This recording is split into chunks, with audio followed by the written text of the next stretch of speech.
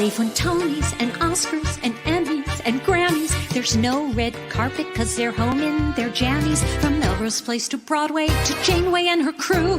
Let Seth and James bring all the stars to you. Anywho. They're entertaining everyone, so who's gonna grouse? Just sit right back and you'll hear some tales on Stars in the House.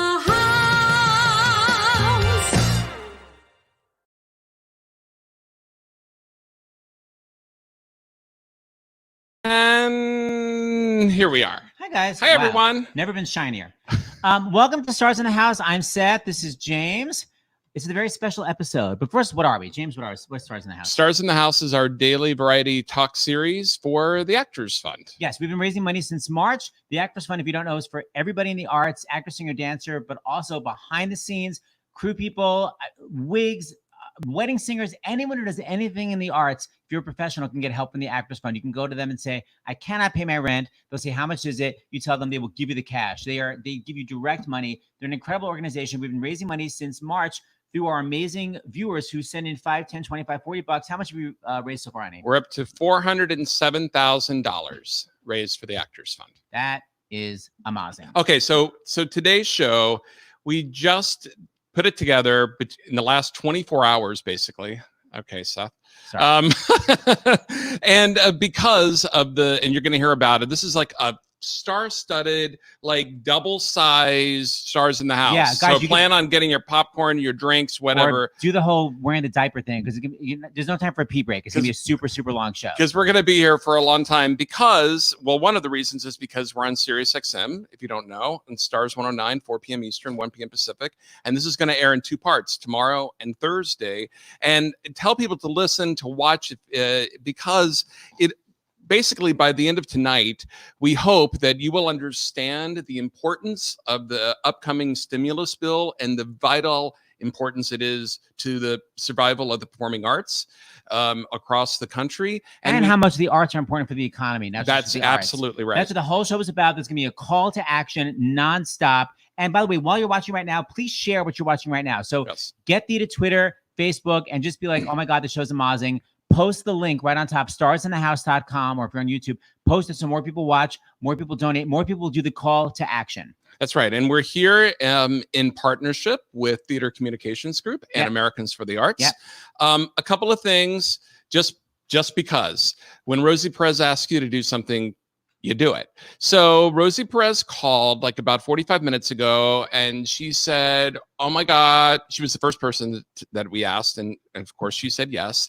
And she said, I did my hair. It's so humid and hot. I put my whole head in the freezer, and then I got a call. So I'd be ready for your show. And then I got a call that I have to be in the writer's room and I can't do it. So, and she said, please, I put my whole head in the freezer because she was sweating. It's all about the hair. I never tried that. So she said to tell anyone who was tuning in, her friends and family that were tuning in, that she won't be here. However, we have her understudy, someone who has not been announced, Seth. I can't leave it as a surprise. Who's the understudy? Is it a joke? Mr. Perlman? Oh, that's a joke.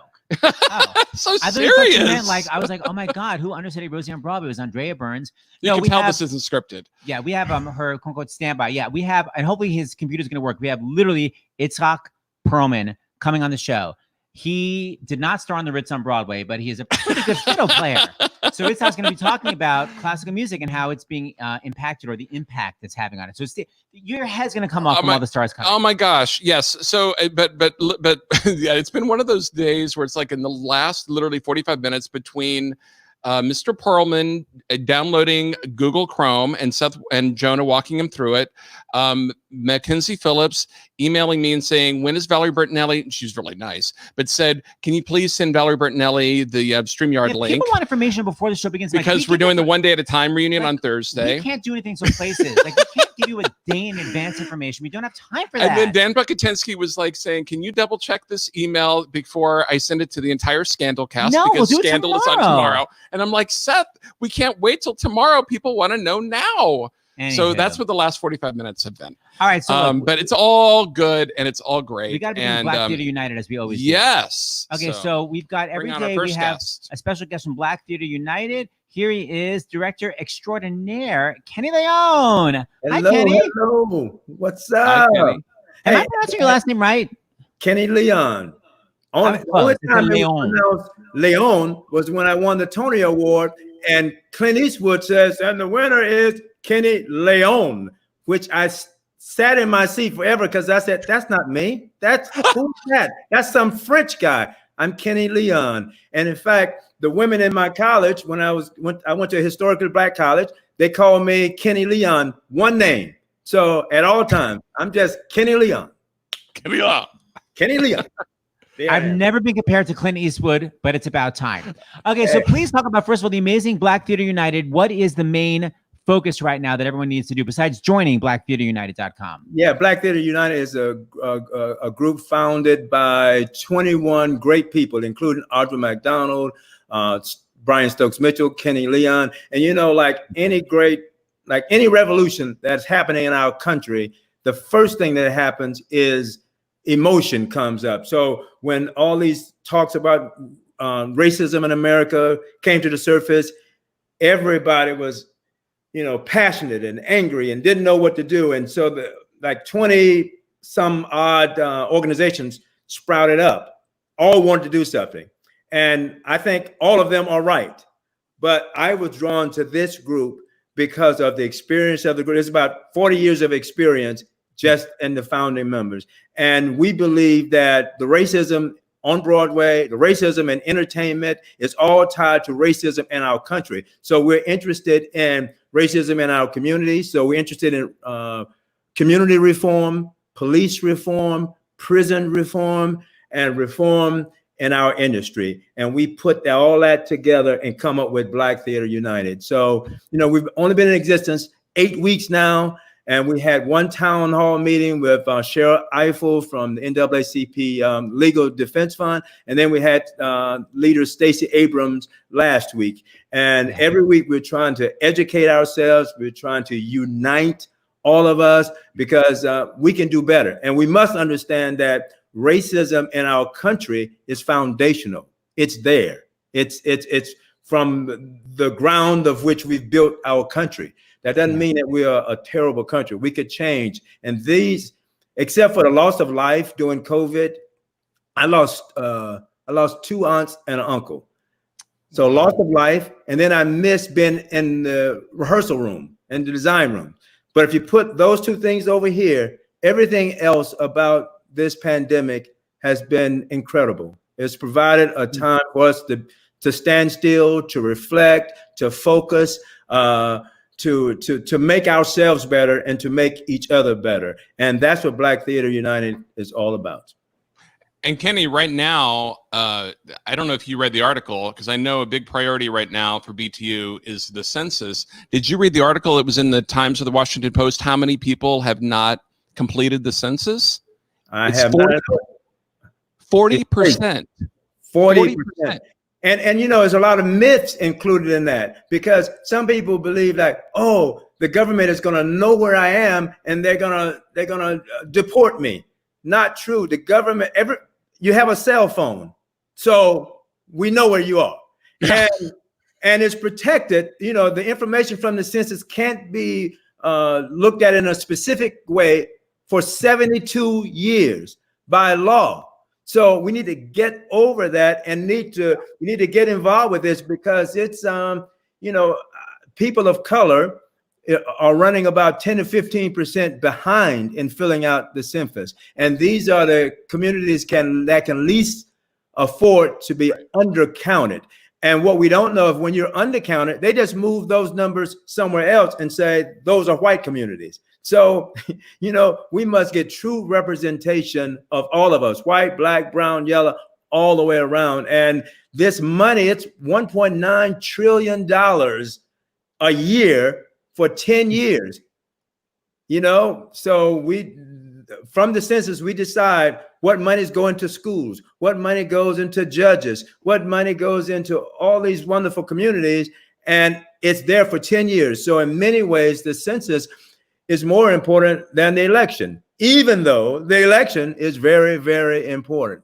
So I just want to encourage everybody to get out to vote, fill out the census. And we have now until the end of October. So it's been extended So you still have a few months to do this. It's really, really important. If you love your family, love your mother, love your grandmother, love your kids, fill out the census.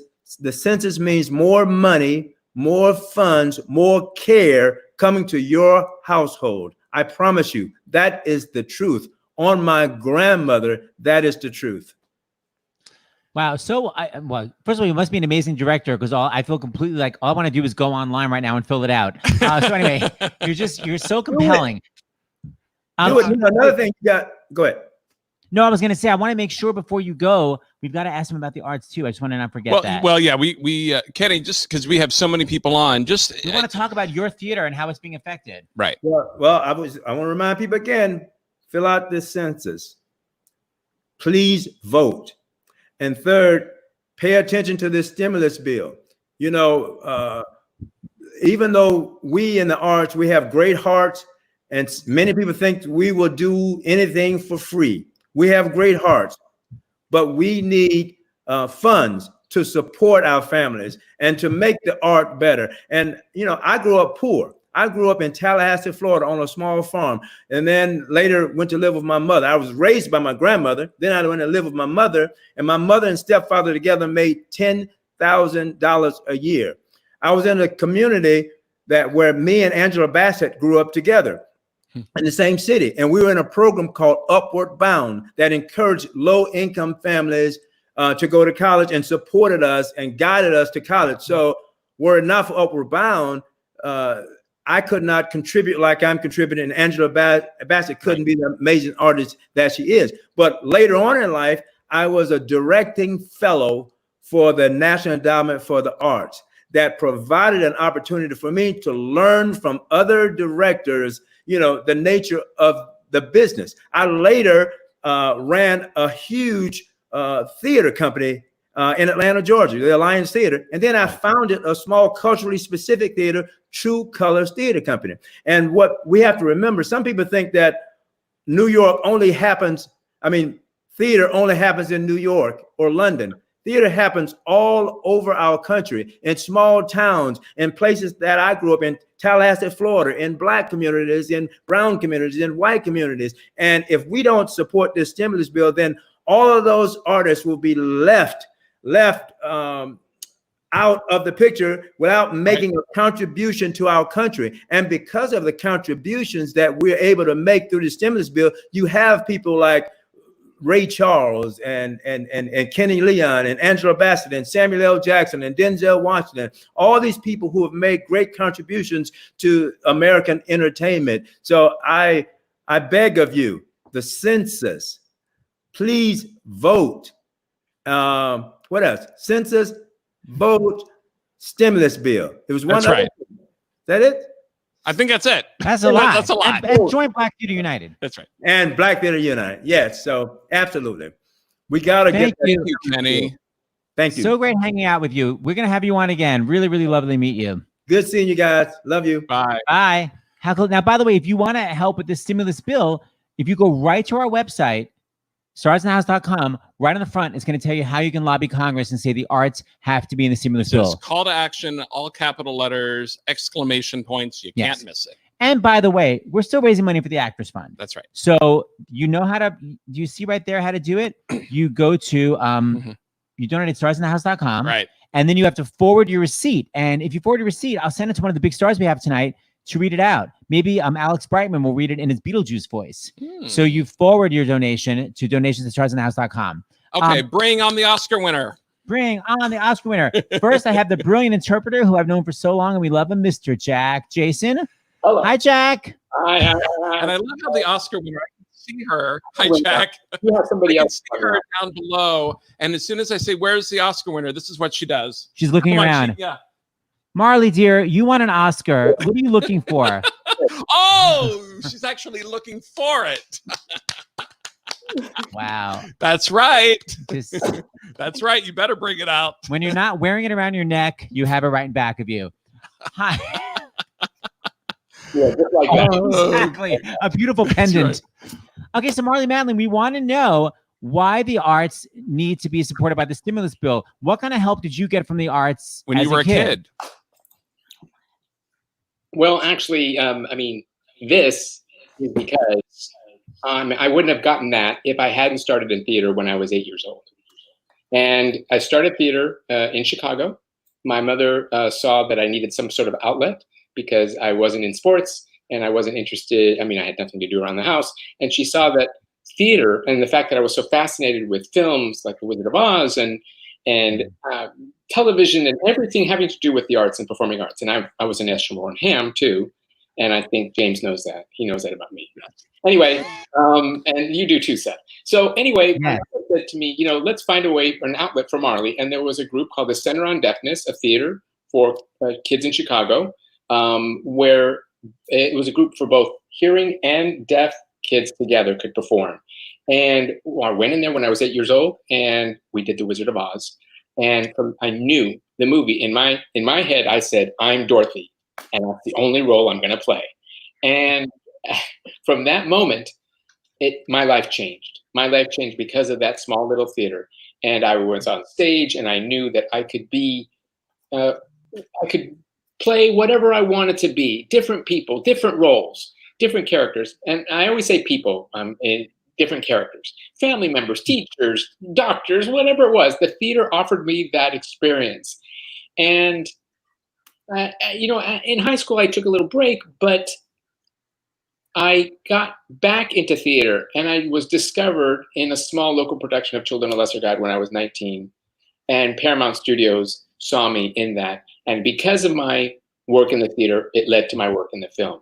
And by the way, you know that Kenny Leon directed the revival of Children of the Lesser God on Broadway just a few years ago. So it's so honorable to follow him just now. He did. How perfect. I'm right, right? Yes, you are right. Yes, you're right. So anyway, what were we going to say, Seth? I was going to say, I want people to realize this little theater, which if it doesn't get money from the stimulus package, this little theater will not exist anymore. And because of that little theater, Marlee Matlin became a movie star. We have to support.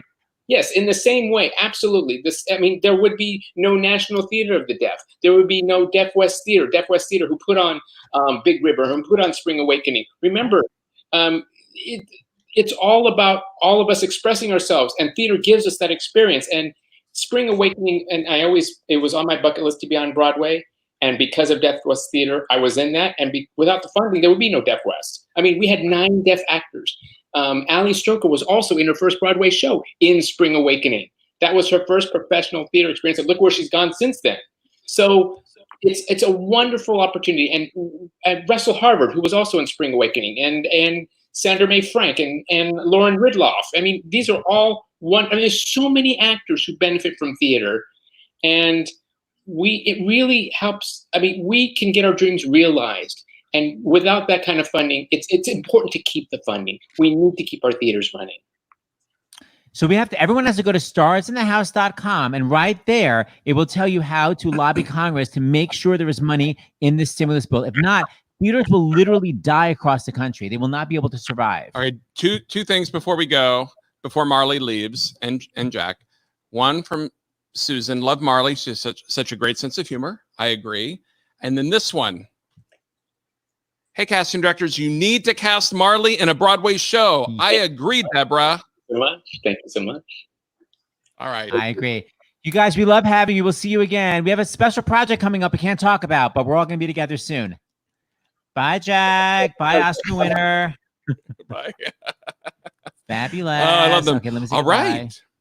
Okay, so who's next? We, from Theater Communications Group, bring out Lori Baskin. For some actual details. Yes. Hi, Lori. Hi, that was a hard act to follow. Everyone's got a hard act to follow tonight. That's how we look at it. Mm-hmm. So Lori, what's your role at Theater Communications Group? I am Director of Advocacy at Theater Communications Group, which is the national organization for the professional nonprofit theaters in the U.S. We have about 500 member theaters across the country. So, I mean, I have these questions here, but let me ask you, are we exaggerating when we say that if this stimulus package leaves out the performing arts, that we're kind of in trouble of potentially losing theaters across the country? Oh, we are definitely in trouble. As everybody knows, all of the theaters that we love so dearly are shuttered. We can't perform right now. Everybody's closed. Actors and all of the other people who work with theaters, technicians, artists, administrators, a lot of people have lost their jobs. So this is jobs, this is livelihoods, and it's the survival of many theaters. So yeah, if we're left out of the next stimulus package, it's deep trouble for the performing arts and all the arts. Absolutely. So where are we right now with the legislation? Like, because I don't know, I can't keep up with things changing day to day. So, and I'm sure I'm not alone. So where are we with this? It seems to change hour by hour. So I think everybody knows that the House passed a big bill that was their form of relief back in May. And the Senate put forward their proposal only just yesterday. So where we are now is that we have one package in the House, one package from the Senate, and there's a lot of negotiating going on. So things are going to happen behind the scenes and also out in the public. You'll see stuff in the press as things, leak out little by little, what's in the package. And we all have to really, really participate in this process, as you said, or the things that we need could be left out of this next stimulus bill. And look how long it took them to get this stimulus bill even to this point. So we want to make sure that we're included. Laurie, there's amazing comments. We've got so many people watching, and I agree. I'm going to read this for our SiriusXM listeners from Natalie. Theater is also essential for thousands and thousands of restaurants and other businesses. Patrons come to theaters and spend money in the area. Theaters themselves buy tons of materials. It's absolutely true. I mean, it's... Yep. Parking garages, your babysitter, but all of the shops and restaurants and hotels near theaters, we're in this sort of symbiotic relationship, and we all kind of sink or swim together. And so all of us need stimulus funding or relief, really. It's not stimulus, it's relief. Right. So I'd love to get specific if you and your viewers will allow me. Yeah. Yes. Lay it on us. There are 5 or 6 very specific asks. One of them is we are asking Congress to expand and recapitalize the Paycheck Protection Program. This would provide new opportunities for those organizations that have exhausted their PPP funds and ensure support for nonprofits of all sizes to support the arts workforce and its service to communities. So it's the Paycheck Protection Program. Lots of arts organizations were able, and I think restaurants and others, so for-profit and nonprofit, were able to access these funds, but they were only intended for sort of at the beginning of this, back in March, to be a short-term fix. And this pain is going to go a long time, unfortunately. And we're concerned that theaters in particular may be among the last to reopen because it requires people oftentimes going into a space and sitting 6 inches from the next person. And it's not a viable solution to have people 6 feet apart necessarily in the theater. So we'll be among the last to reopen, and it takes some resources to get up and running again. So we need that Paycheck Protection Program or any other such form of relief. That's the big one. Okay. We also need support for the individual artists who've been laid off because there's no work for them right now. So we are asking Congress to immediately expand the duration of the pandemic unemployment compensation. This is really huge. And we need them to improve the guidelines for this pandemic unemployment assistance to better support gig workers. This is a first. Nonprofit organizations had never been eligible before for something like that Paycheck Protection Program, which is through the Small Business Administration. That's usually for-profit. So nonprofits are eligible. That's huge. But also the unemployment, the pandemic unemployment compensation for gig workers. Freelancers have never been able to be eligible for unemployment before. So the fact that they are is huge. but it's running out. And I think everybody knows that. It's running out by the end of July. So we need this relief package to extend those benefits. And there's a huge difference between the House bill and the Senate bill on this. We want gig workers with mixed income, W-2 and 1099, to have the guidelines work so that they get fully funded through this unemployment insurance. We also want Congress to increase the federal unemployment insurance reimbursement for organizations that self-fund unemployment. So all of a sudden they had to lay off scores of workers, and it's putting those organizations like underwater to try and support that without federal relief. We're also looking for tax credits in the form of refundable payroll tax credits and to ensure full nonprofit eligibility. We're asking Congress to improve charitable giving incentives by expanding to a universal charitable deduction in this next bill. That means whether you itemize or take the standard deduction, you could write this off on your taxes. It's a huge incentive for people to give to charity. We're also asking Congress for direct federal funding to the National Endowment for the Arts and the other cultural agencies in this next round. All of these combined and more there are various opportunities in the Senate bill and the House bill, and we need to keep the pressure up. I think TCG has generated over 8,000, over about 8,500 messages to the Hill since March, which is huge for the theater field. But imagine if it were 85,000 messages to the Hill.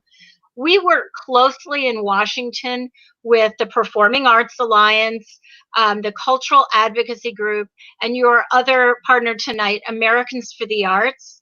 Yeah. So there is an action alert on your website, and we would encourage everybody to go to the website. You'll give the specifics, but we really need them to click through. It takes 2 minutes, maybe not even. Personalize it. Members of Congress want to hear from their constituents. So there you go. Starsinthehouse.com. Theaters across the country. So thank you. And the final thing I want to just say to you is that where is it? I love that comment. Someone basically said that you are to theater what Dr. Fauci is to pandemics. High compliment indeed. Thank you, Lori. Wow. Thank you so much.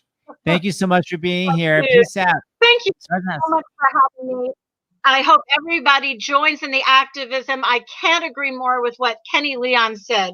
Vote, fill out your census, and fill out the action alert that's linked on the website. Everybody has homework tonight. That's what we're doing tonight. It's activism. Thanks so much for having us tonight and partnering with TCG. Fabulous. Absolutely. Thank you, Lori. Thank you. Okay, before we go into some comedy, we're going to take a music break for a couple minutes. We have the fabulous from Women on the Verge of a Nervous Breakdown. It's where I first heard how high he could sing. Yes, you know him from American Idol. The amazing Justin Guarini. Hey, thanks. It's so great to see you guys. It's so Hi, good to Justin. see you. Yeah, on American Idol, like I never heard you sing high notes. And then like suddenly Women on the Verge, you were like floating A's. What's up with that? You know what's real interesting? It took me probably into my late 20s, I would say, for my voice to get to like just a place of maturity. And also, I don't know, there's something about when Patti LuPone is your mom and Brian Stokes is your dad, you gotta step it up, you know. You gotta step it up. So I was like, yeah, I was just singing in the ceiling. And now I've gotten to use that as playing Lil Sweet on TV, and so you know I get to use all those high notes all the What's time. that character called? What's he called? It's called Lil Sweet, and he's here. I have a little something here.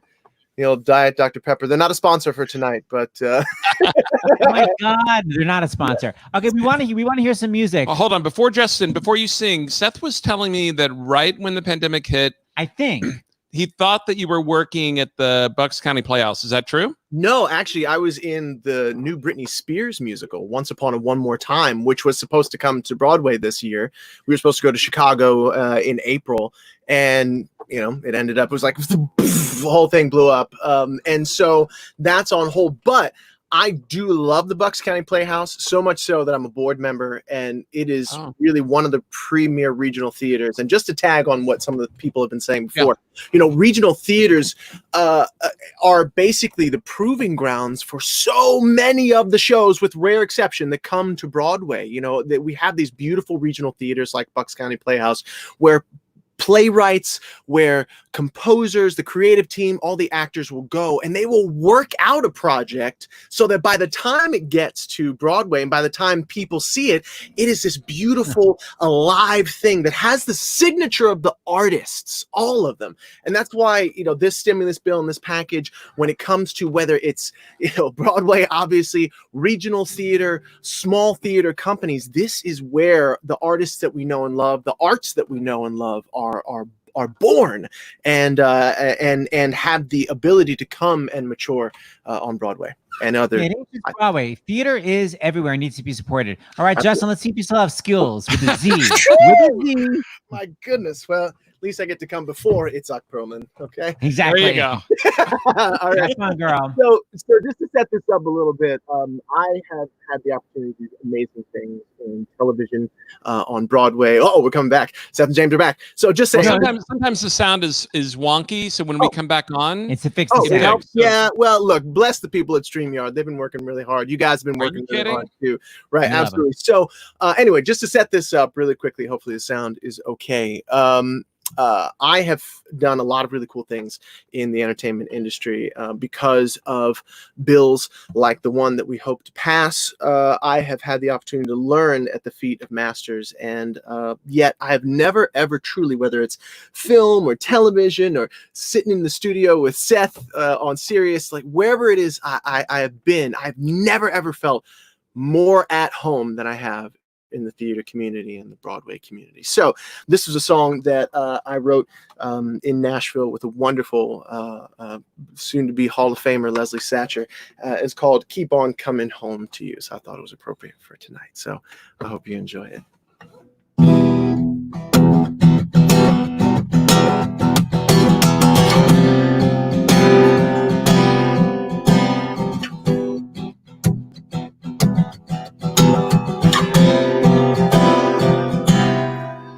It's that breath of morning kiss that you leave when I'm barely awake. It's the way that you tell me you always feel safe in my arms. It's the way that you wait by the door with a smile at the end of the day. It's the way that you never hide all of the woman you are. Yet you wonder why, still you wonder why I just keep on coming home to you. I just keep on coming right back to the truth. 'Cause my heart is wrapped up in the life that I'm building with you, baby. So I'll just keep on coming home to you. Right back to you, baby. Coming home.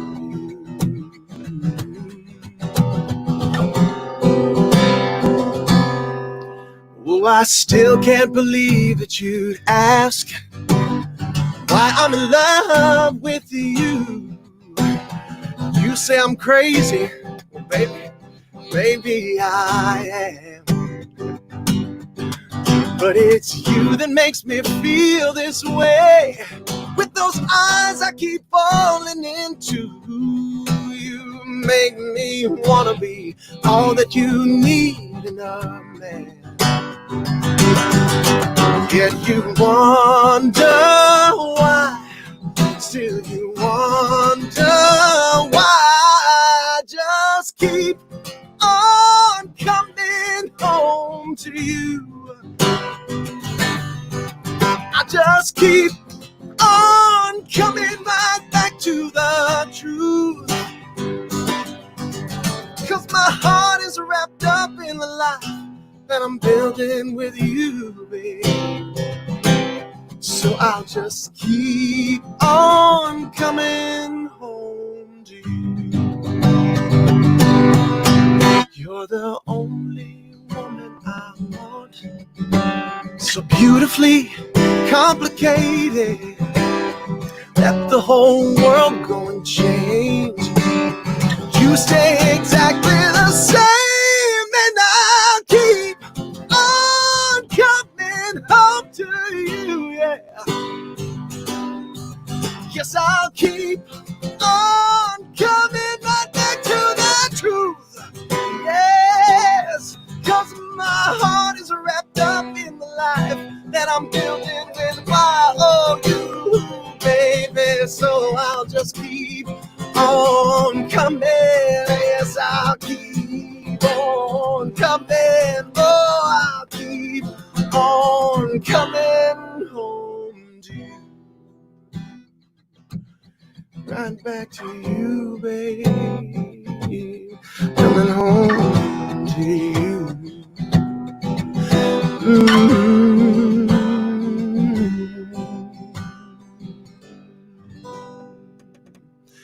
Thank you so much, everyone. Please, please, please support the arts. They've been vital to my life, so many people's lives, and I just appreciate you, Seth and James, for having me on tonight. Justin, you're amazing. You're going to be back, and just so you know, that was a C. Keep on coming. I tested it. All right. I'll keep pushing the envelope for you. Cheers. Still got it. Peace out. All right, speaking of C's, let's go 4 steps above that. She's known for her high F's. That's right. Belting in Wonderland, belting illegally blonde, and now belting at Congress from Equity's front desk. That's right. Yamaz Kate Schindel. Hi. Oh my God. Wow, If anything, that was background. really. Oh yeah, it's just trees. They're very nice though. It was a good reminder that I should be like warming up while we're all going through this. Like sing some scales, Kate. So how are you guys? You never know. Well, I'm inspired tonight. Yeah, this show's exciting. It's like, you know, when everyone's rallying around, I know that you heard Lori. I mean, what can you add? Like, what is it, the perspective from Actors Equity Association and dealing with the stimulus bill, and what are the updates? Well, I think Lori covered a lot of things really well, so I don't want to repeat what she said. But when it comes to the arts and funding the arts, one of the things that I think is absolutely essential is that we frame the arts, constantly reframe the arts, not just in a cultural context, but in an economic context, right? So a lot of people think of the arts as a luxury item, and I understand why. It's a thing that people do in their spare time with their disposable income. But the arts are a huge driver, not only of the US economy, but of the economies of small, medium-sized, and large cities all across the country. I mean, it's possible somebody's already said this tonight, but like in New York City, for example, Broadway makes more money than all 10 sports teams put together.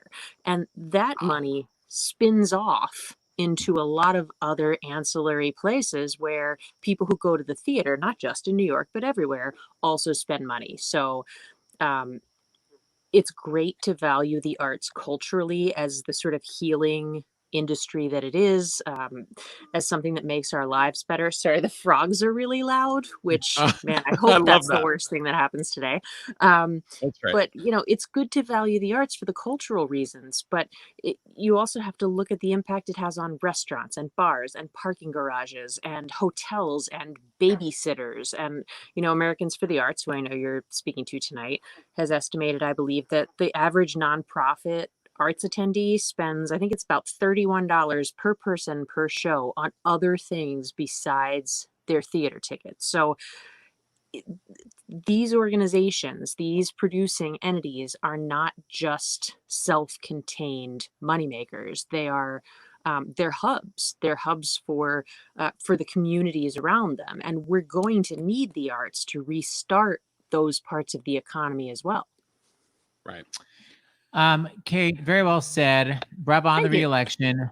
We're gonna bring. Thank you.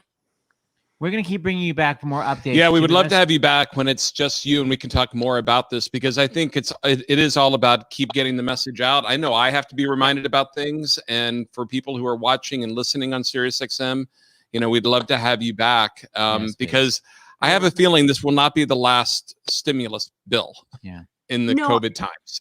No, I think you're right. And I think that, a lot of times people, I know you guys have a full agenda and I don't want to stall you, but a lot of times people go ahead. think about the arts in New York City and why do people outside of New York City care about the arts if they're not involved in Broadway? But I'll tell you what, I was on tour a couple years ago and, if you went to Greenville, South Carolina or Durham, North Carolina or, downtown Los Angeles, old Las Vegas, like you can see the impact of an arts center being created. And that's why the support's so important. It doesn't just support the people on stage.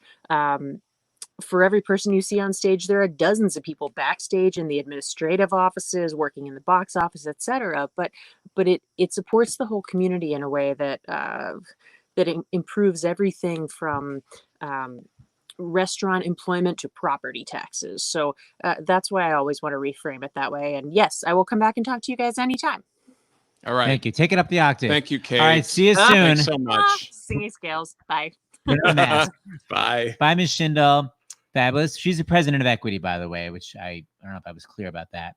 All right. Please welcome someone who's not the president of Equity, but she's president of the Hilarious Club. Oh, what? no. Here she is, the amazing Miss Sarah Silverman.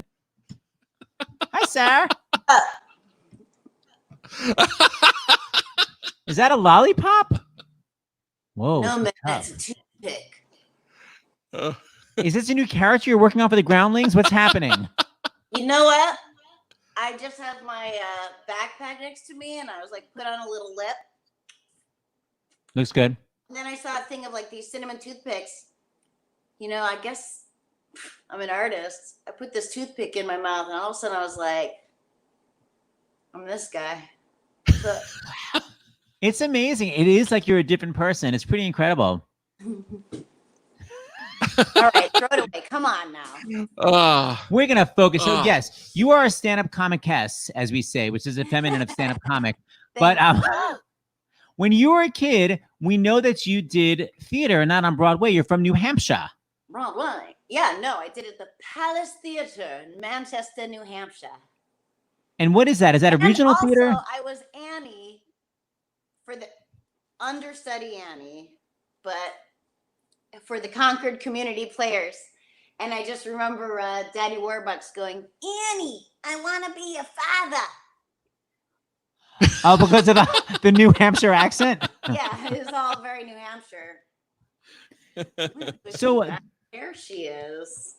nice view. So these little theaters that you were in, did they impact your development as an artist? I mean, totally. I loved theater. I mean, so much Broadway I only knew from cassette tapes, but they were my world. I mean, like, Les Mis and a chorus line. And then they're starting to do it again now, but like on PBS, I saw like Pippin and, I saw starring William Catt, which was very exciting for me because he was Hero. Greatest American Hero. I love that show. What happened to me? Come on, I can't believe it. Oh my God, I had a shot of coffee and I feel like I'm on crack cocaine. But anyway, so that was very exciting for me. But to be able to see theater even like on PBS, and then also, it was like $50 to fly from Boston to New York on the shuttle, the Delta shuttle. And we could go, and then we'd go to TKTS and get a real cheap ticket or like pop in for the second act. But, art in your community, it's also, like art in school and theater. It's like a community especially for a lot of kids that, I happen to have been not popular, but I was peripherally accepted to all groups because I know how to get along. But for a lot of people, it's a place to be accepted and have, it's like a hate group. It's, it's a place where you're accepted and you find family and it lures you in because you feel like you're a part of something, only it's, for good. Right. Oh, sorry, Mary. It's a bizarre way to look at it, but Important yes. about art, we know art reflects life, but life reflects art. So often you're from this small town, or you're from a place where there are no Black people, or you're from a place where there are no Jews, and you see on TV, it's kind of like you see what is possible. You see what can be, and that's what art does. It's not just some frilly side thing that isn't important. It's an essential thing for any life. Even if you don't become an artist, whatever you become, art impacts you indelibly. I always think of it, it's like the 4-minute mile. Nobody cracked the 4-minute mile, and then one day someone did. And then once everyone saw that it was possible, then a bunch of people did. But for a lot of people, you need to know that something is possible. And that's what art gives us. It shows you this is possible, and it makes people in whatever fields they go in, or whatever choices they make in life, it impacts that indelibly. Was that smart? So it's an amazing ending. Aww. For your Sirius XM listeners, it's a very cute dog. Stole. Yes, you are. I'm going to wear you around my neck. Uh-oh, Sarah, our dog is right under our table. She always knows when another dog is getting attention. She has started stirring. I feel her at my knees. Yeah, here she is. Here she comes. She always sleeps through the show unless someone brings up a dog. Thanks, Sarah. We have another hour, and now we're going to be delivering the rest of dog voice. I was just like, hello, Mary. It did it. Now, by the way, you work a lot at Largo, which is the small theater in Los Angeles. But I'm thinking, because every time I performed at Largo too, we all eat at Real Food Daily. We eat at the restaurants around the theater. And if these theaters aren't supported, so many other businesses will go out of business. Swingers is gone. We'd always go to Swingers. Wait a minute. That's been there forever. Well, now you're really bringing me down, Sarah. Yeah, you guys, we have to support. Everything around theater, everything's connected, So it's just like she was saying, it's the restaurants, it's the hotels, it's the, That's true. It's garages. So we have to go. Everyone go to starsinthehouse.com. There's an easy action alert. Wait, who are you pointing at? Me? I was like, garages, you're right. But then it's just like, you guys support garages. Don't do anything. Even if you just go and park for a while and check your phone. I just actually, while I was sitting and watching, I wrote my letter. I wrote a very strongly worded letter and sent it in. You guys make it so easy. You press on it. You click on this. It's right above what you're watching this on. Click on it. Say a few words if you want. Yes, starsinthehouse.com. The action alert is right there. And, obviously, especially if you don't live, do it in New York and California, but wherever you are, because people think the arts are only on the coast, and they're not. They're across the whole country. They're in New Hampshire. They're everywhere. And Sarah, you have to come back on the show and discuss Crank Anchors, because he wants to do an entire show that's just about that. Your love of Crank Anchors has reignited my love of Crank Anchors. Thank you. So guys, support Crank Anchors, support garages, and go to Stars. Please, just go. If you see a big P, go inside. Park on any level. Just please. Thank you. Thank you, Sarah. Thank you, Sarah. We'll see you soon. Love seeing you. Bye, hon. So hilarious. Okay, we're moving along here. We are going to bring up from the Muni, which is a small little theater in the Midwest. That's right. Mike Isaacson. Hi, Mike. Hi, guys. How are you? That was good. Mike, what's your... Oh, I know. Sarah Silverman's hilarious. You don't have to be hilarious, but we do want info. What do you actually do at the Muni? What do you call the CEO? What's it called, the position? Artistic director? My position is artistic director and executive producer. And if people don't know, the Muni is in St. Louis or St. Louis. I never know which one they want to pronounce it. Like it's St. Louis. The S, St. Louis. St. Louis. And the Muni it's not in New York and it's not in California. How many people normally is at one show, one night? 11,000. We seat 11,000. And of those seats, 1,500 are free every night. And then the biggest section of seats in front of those, which is about $2,500 to $2,700. Those are always priced as like where a movie is, $12, $13 there. So, the goal is a family of 4 can see an amazing show for under $50, $60. And then it sort of moves down to sort of, our box seats. And all those people, of course, want to go out for dinner beforehand usually, or go out for ice cream after. There's so much business just from people coming to see your shows.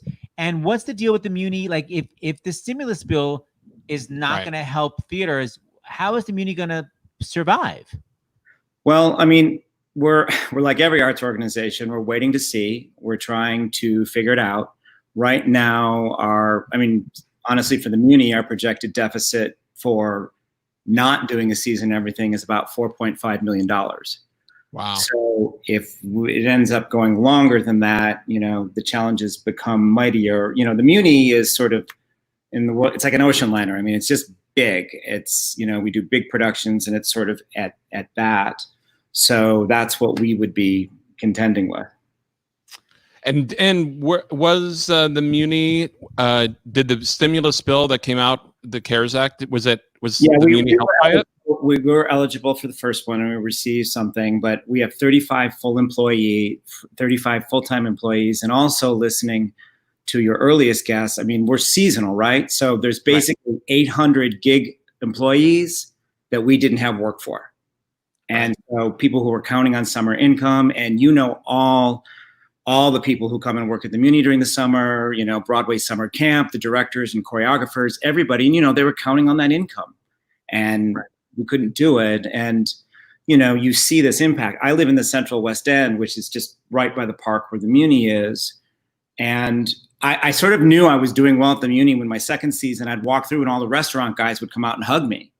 Like, I literally knew. They were like, oh, it's great, people are coming, and, this spring, they were calling me privately. Do you know, is there going to be a season? Is there going to be a season? And I was like, it's not looking good. And I mean, like in my neighborhood, 4 restaurants have closed down. It's a vital part of the economy. And so, Kate's argument, and at this moment, we have to stand up and say, you can't think of us this way. We are vital. We are necessary. We are essential. And we've got to take care of these people and artists and craftspeople and stagehands, everybody during this period, because it's important, skilled labor too. It's incredible. Just like a musical, they say, is so collaborative because there's so many departments working together. Theater itself is also a cog in a giant wheel of restaurants and garages. It's all part of one economic unit. It's not this isolated thing. Theater affects everything. So there is starsandhouse.com for the action alert. Mike Isaacson, it's so great to have you. Thank you so much. The Muni is this is so great you're doing this. Thank you. Oh, thank you. Thank you for being here. Such little notice too.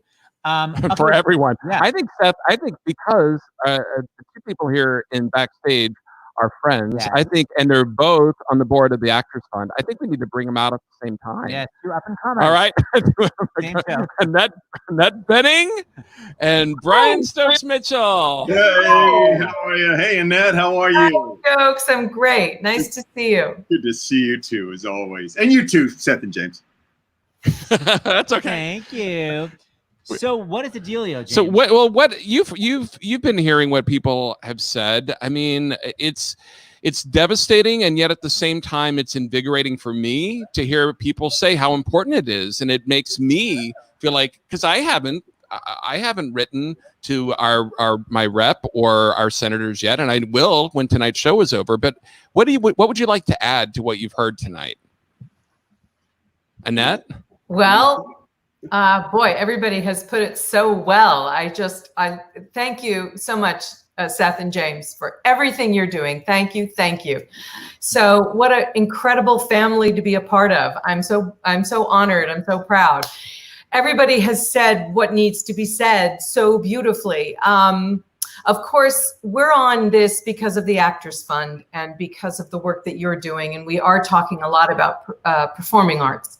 But it's all the artists in the country, really, that we're talking about that will benefit from this stimulus package. And one thing that I know Stokes thinks a lot about and that we work on is arts education advocacy.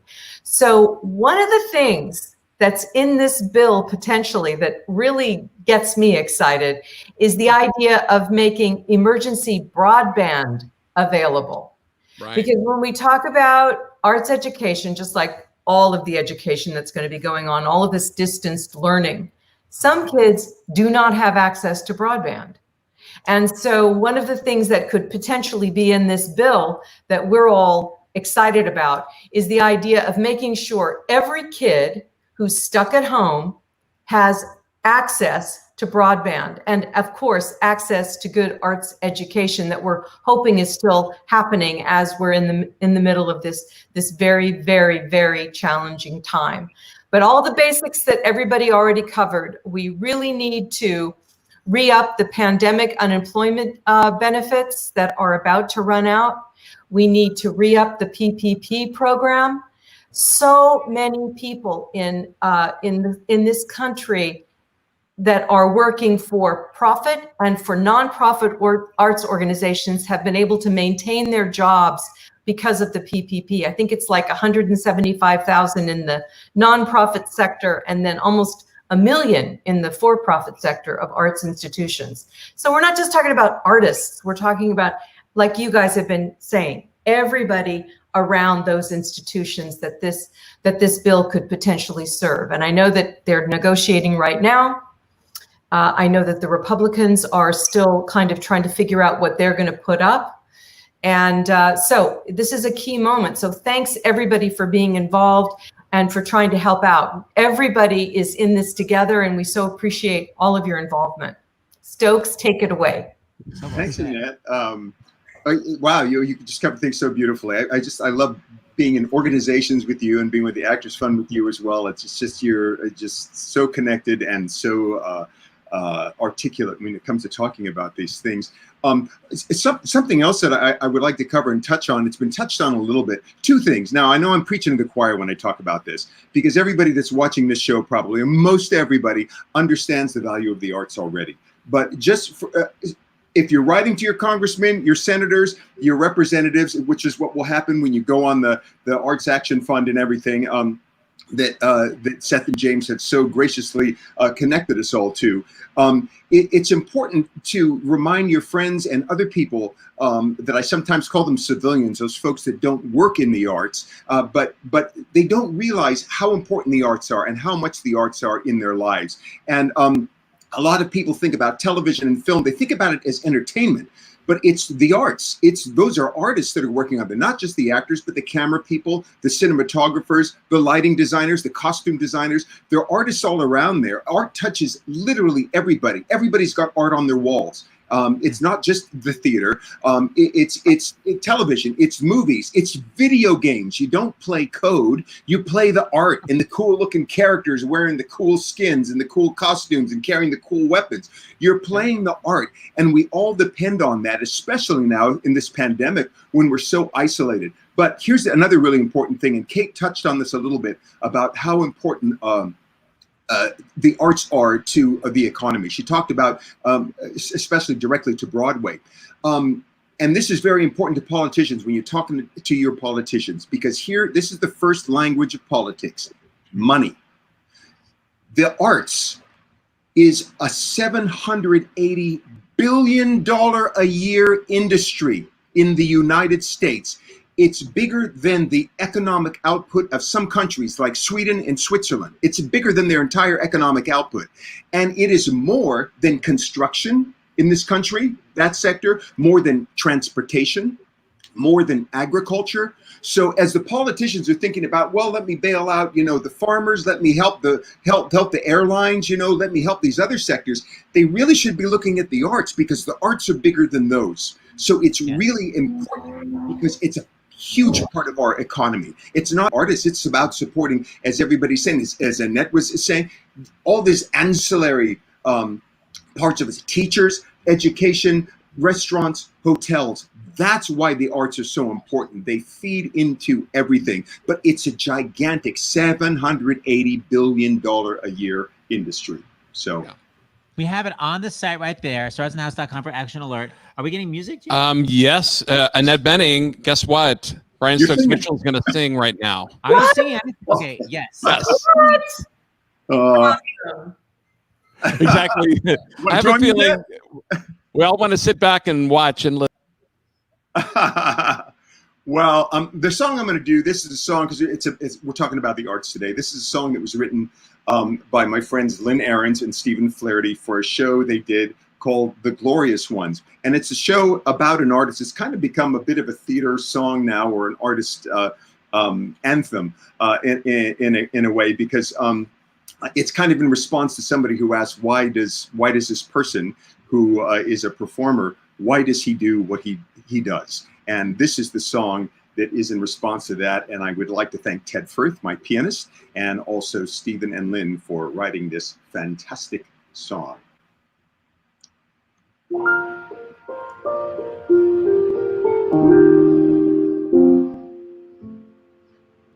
I've gone without bread. I've slept in the mud.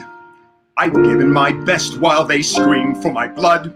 I begged and I bullied for any small chance to perform. And nights I've awakened my guts in a knot, remembering how much I gave up and for what? Some paints and some costumes, a pitiful tent in a storm. A handful of coins, a trunk always packed. No family, no home, just this madness to act. Still I have a theory about this disease we contract. That most men are equally crazy as actors. In fact,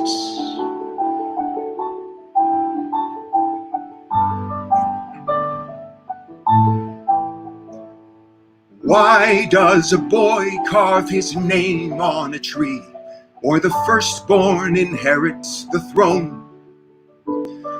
What is a sculptor aspiring to be when he spends half his life carving stone? Kings build their tombs for the ages.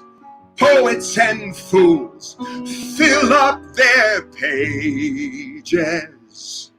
What are we hoping for? What do we fear? I say we yearn to leave something that lasts, to be known for what little we've done. Men tell their children the tales of their pasts, and each man gives his name to his son.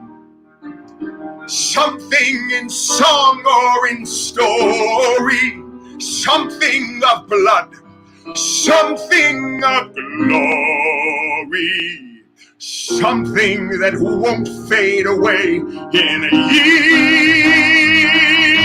Well, I will not flicker and die like an ember. Too many men flicker and die. I will leave something behind to remember. Somehow I must. Don't ask me why. I have no sons, at least none I can claim, and no patience for carving in stone. All that I have are my skill and my name, and this chance to make both of them known. This is my key to the portal, how I can leave something immortal.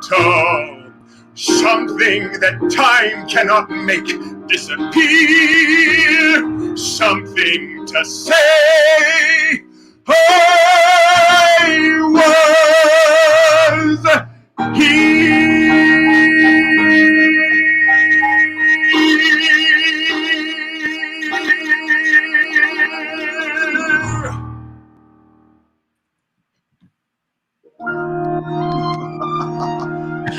The next song already.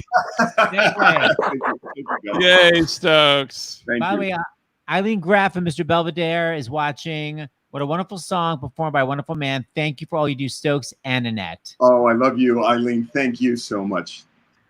Thank you guys for being here. Thank Annette, you you're the both. best audience, by the way. All right, we'll see you all soon. Thanks, you so Annette. much. Thanks, All Seth and you two James. do. Keep up the good work. Thank you so much, guys. Thank you. And everybody, stay proactive. This is how we get things done. Keep connected Yes. to your government and the issues that concern you. Thank you so much, guys. Thank you, Stokesy. Bye, Stokes. Hey, we want to tell everybody out there, Alex Brightman's coming up in around 10 minutes. And if you keep sending in those donations, I'm sure I can convince him to read them a la Beetlejuice. He's laughing now. He's really laughing. Here, I'll give you a little shot of him. Here he is. Hi. Yes. Raise the roof. Before we bring on Alex, yes. Oh, yeah. Yeah, we didn't say that before. Text Fund 2020 to 56512. A lot of people have been using that stuff. And then once you get to receive forward, if you donate to Trust in the House, I will send it to Alex and he will get some vocal damage. Okay, so our next guest, Brooke Ishibashi, you're gonna tell us if we pronounce it right. Be an arts hero campaign that she started. I love it. I want her to come out and tell us more about it. Yes. Hi, Brooke. we did pretty good with the pronunciation. Japanese is phonetic, so well done. Thank you. Yeah. I had a good friend in Oberlin named, my friend's name is Mike Ishii, so it reminds me of his last name. It's just a couple syllables short. There we go. Thank you so what much is for Being having Arts Hero? us. Of course. What is BeingArtsHero.com? I wasn't even part of this booking. I'm so excited to hear about it. Well, so we started up a couple weeks ago. It's been less than a month. BeingArtsHero.com is an intersectional grassroots campaign. A couple friends, it's really just three of us and a militia of amazing volunteers who've hopped on in the last couple weeks. We realized that no one was coming to save us. We were waiting and we were like, oh, someone's gonna, where are the troops? They're gonna come in, they're gonna save us. The arts and culture sector needs saving. Someone's gonna save us. And crickets, no one showed up. So we realized it was we have to advocate for ourselves. So it's a kitchen table. We're calling it a kitchen table movement. And at this point, it's really grown wings. We have Billy Porter, who is our official ambassador now, and he's going on Seth Meyers tonight to talk about being an arts hero and why we need massive emergency relief from Congress before August 1st, which is Saturday. He's one of many, hopefully, anybody who's watching, if Stokes, if Kate Schindel, if anybody wants to join on as an ambassador, he's one of hopefully many who we're going to start deploying to spread the word, because the urgency of this is not lost on us. I think, Seth and James, what we want to convey to anyone who's watching and to the arts community at large is that, we all have a voice. We all have the chance to make a difference. And if there is not a unified front of millions of citizens, blue-collar workers, arts institutions, celebrities, humans in their community who are sending out a massive cry, no one will hear us. So it is on us to advocate for ourselves. Brooke, what's your background? Are you a dancer, or a singer, or a writer? Do I look like a dancer? I'm an actor. Yes. I'm an actor, singer. And the people. And where are you? I'm in LA. Are you in New York? No, I'm in LA. That's why I have this sunlight still. Oh, of course. Okay, so it's beingartshero.com. By the way, Danielle just wrote, Brooke, I'm loving the Instagram lives you all are doing. Thank you. We just did one with Eden Espinoza the other day. She was incredible. She gave us her time, was so generous. And at this point, what we're trying to do is we realize it's not lost on us that thousands of working class, blue collar workers, they may not be heard by Congress, right? So what we're doing now is we're leveraging all of the connections we have to A-list celebrities, people of influence who can get the senator's attention. We're mobilizing them and we're utilizing their collective leverage, their power, their influence to call the senators directly. If Annette Bening calls a senator, they're gonna pick up the phone. Yes. Am I wrong? She played the first lady. She's important, So, and Republicans love Annette Bening. So I think what we realize is that we can't do this alone. We need everyone to be using their collective power to make some noise. Stokes said this earlier, the arts are big business. There will not be a full American economic recovery without a robust arts and culture recovery. And if I venture to say that the number is a little higher, according to the Bureau of Economic Analysis, we are the second largest economic driver in the nation, right? 877 billion in value added to the US economy, 5.1 million jobs, 4.5% of our nation's GDP. Okay, Broadway alone sold more tickets in 2019 than all of New York, New Jersey sports teams combined. That was 1.83 billion in ticket sales. So we are a big business and we cannot be ignored. And that's why we need proportionate relief. You know, there were 10 US airlines and they went to Congress and they were like, look, we're airlines, we're big business. We can't afford to fail. You need to give us commensurate relief, right? Proportionate relief. And so they got 50 billion allocated to them through the CARES Act, right? For just 10 airlines alone, not all of the airline industry, just 10 airlines, right? So we're asking for the same 5% of the revenue, of our revenue in 2019. That's 43.85 billion in economic relief. That's what we're asking for because that's what the airlines got because they knew they were too big to fail. And as arts workers, we're not a luxury. We are a business and we're second largest in the nation. And that's why we need proportionate relief from Congress. You're my new spokesperson. Absolutely, Brooke. Brooke, we want to have you back another time so we can talk more because I love everything that you're doing. Thank you so much for doing it. And Seth and James, if I may, I do want to say, I want to convey the human toll of this crisis because we can talk numbers, we can talk about, you know, how much we need the arts and how we've all lost our jobs. But the truth of the matter is there is a real human toll and it may not have affected us yet. It has not affected me or maybe the two of you yet directly, but in time, it will affect all of us, much like the way COVID has touched all of our lives. It is estimated that by September, 28 million people may be evicted from their homes. 28 million, so that number can spike from 567,000 currently, all the way up to 28 million if we do not receive relief. It is also projected that up to 8,164 excess suicides in the US may occur this year because of COVID-related unemployment. And I know, and my organizer friends know, and I'm sure the rest of the viewers know, that there are people who are ending their lives because they have no way out. So this is very real, it is urgent, and we implore all of and supports you, Seth and James, to please gravity of this. If it hasn't touched you yet, it is bound to, it's imminent. It's the Indiana Jones ball that's hurtling towards us, and it's going to get all of us in time. So we need to do something, please. We compel you, please, to call and contact your senators, write them, tag them, tweet them, make some noise. We have a week until this FTAC money it's gone already. So please help. Wow, you got it going on. Thank you, Brooke. Such a great speaker. Thank you so much. Tell everyone the website. It is beanarthero.com. And all the tools are there for you, folks. We make it easy for you. Great. Thank you so much. Wow. Thank you, speaker. Okay. I told you you'd like her. Before Alex, we have one more organization that also begins with an A. Please welcome. Am I right? Another one for an A. Be in arts here. Before Alex, we have another organization that begins with an A. Alex, Americans for the Arts. Can you go with my alliteration, please? No, I didn't do as well on my SATs as you did, Seth. Thank you. I was Matlin. Please I welcome didn't. Nora and Narek. Here we go. Hi, guys. Hi there. How are you? Good evening. It's so great to be on, and it's so great to be hearing all this great support for the arts and for the work that we have to do. You guys have had Nora quite Halpern. a Narek, how do you pronounce your last? What's your last name? It's Rome, R-O-M-E. Because you just put your first name, so I wasn't sure. What are your positions at Americans for the Arts? Sure. Well, I'm the Vice President of Government Affairs and Arts Education. And my role is Vice President of Leadership Alliances, so connecting the dots between folks like you and how we move advocacy forward. So what can you tell our viewers? What are the updates and with what's going on with the legislation? Sure. Nora, would you like to go first? Well, sure. I'll just start by saying, first of all, it's great to follow Stokes and Annette. They're both members of our artist committee, as is Marlee Matlin. And Stokes is also our fearless leader because he's on our board and has been helping me wrangle conversations with artists since the pandemic began, talking with artists for artists about issues that relate to artists. And many of them, not to be a total buzzkill, the news is so drastic in terms of the losses.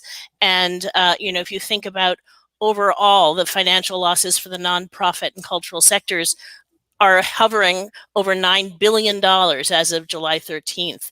And in the impact on artists and creative workers has been terrifying in that we are really the most affected workers by the crisis. 62% have become fully unemployed. 94% of artists and creative workers report income loss. 79% experience a decrease in their creative work that was generating income. So we're dealing obviously with the most dire of statistics, and it's through legislation and advocacy that we can really make change. I'll give it to Narek, is good with the details in terms of the legislation, so I'll throw it to Narek. Thanks, Nora. So Seth and James, while my title may be Vice President of Government Affairs, I'm a lobbyist. I'm an arts lobbyist. I'm a lobbyist for everybody that you've had on today and over time. And this is one of those moments where the legislative process is bearing down. Within probably 10 days or so, they're going to have another COVID relief package of some sort. And as your previous speakers have very eloquently described, the need is enormous. What Nora just laid out, some of the numbers, is significant, substantial, perhaps the most substantial and problematic sort of legislative issue that we have in our time regarding the pandemic. And what we're looking at in these next several days, and the reasons why taking action right now is so important, is because the Senate Republicans just came out with a bill yesterday. The House Democrats passed a bill in May. And right now, the Senate Republicans are looking to negotiate their bill with Speaker Pelosi and the House bill. And there are elements in both bills that we are supportive of. Both bills can be improved, and we want to make sure that in the final product that the creative economy and the arts sector are supported. And for much of the argumentation that you've already heard tonight, it's critical that advocates all over the country, but let me just underscore, those in the middle of the country are really important to pick up the phone, to email and call their congressional offices tomorrow and Wednesday and Thursday and Friday. Because it does make a difference. Absolutely. Absolutely, it does. It makes a huge difference, importantly, because it allows us a couple things. One, to point out exactly where in the bill or what's not in the bill so that congressional members have a sense of exactly what we're watching. It also lets them know that we are watching and that their constituents are weighing in on these sometimes very mundane details, but it makes a huge difference between whether some of the artists that you heard from before can receive that $600 a week unemployment benefit, or they're receiving perhaps maybe $200, depending on which version you go with. And that's going to change the trajectory for a lot of unemployed people in the time to come. And the other thing I wanted to bring up is something Annette said about broadband and access, because particularly this week, as we reflect on the incredible legacy of Representative John Lewis, who was a great partner of ours in our advocacy, he felt access to the arts was a civil rights issue, which is why he was so much behind support for the arts. It's so important at this time when we all need to heal, when we all run to the arts for solace. You hum your favorite song, or you recite your favorite poem when you're having these moments of crisis. We need the arts more than ever, and they need to be supported more than ever.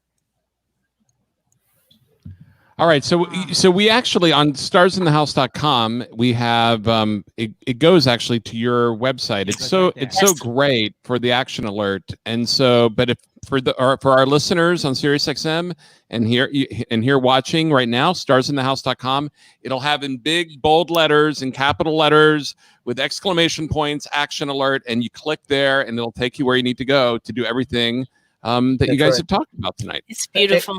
And it's not only, obviously, everyone tonight is talking about it on your show.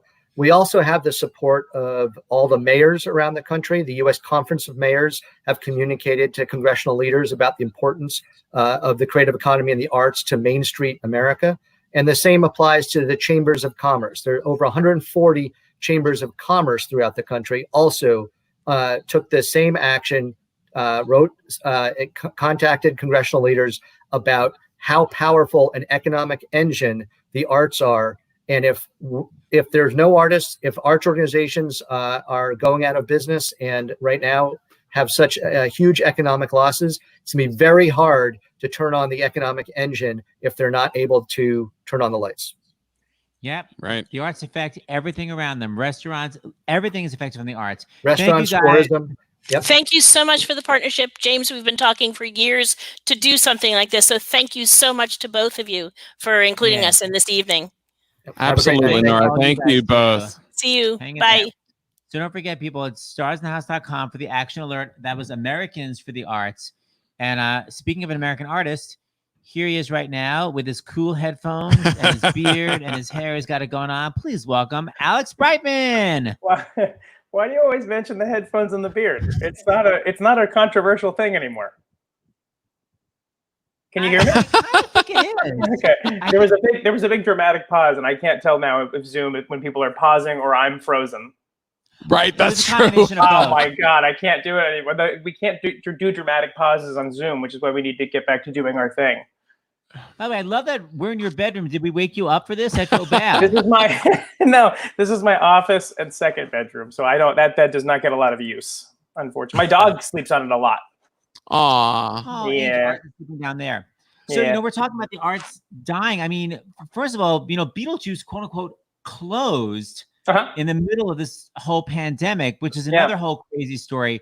What have you been doing? What have you been doing artistically? I feel you've actually been able to do some actual artistic work throughout this. Yeah, I think luck is the actual word. I think that the harder you work, the luckier you get. But I do think luck is a factor, especially now in these times. Right. I had auditioned for a couple of things before all this craziness, and a couple of them, weirdly enough, months later kind of came to fruition, and they were a couple voiceover gigs. So I'm doing a cartoon on Netflix called Dead India, which is going to be next year, history-breaking cartoon, which is it stars a trans lead as the lead character, which is also part of the story. It's about a spooky, haunted amusement park, but the sort of undercurrent story is about a trans man in his life.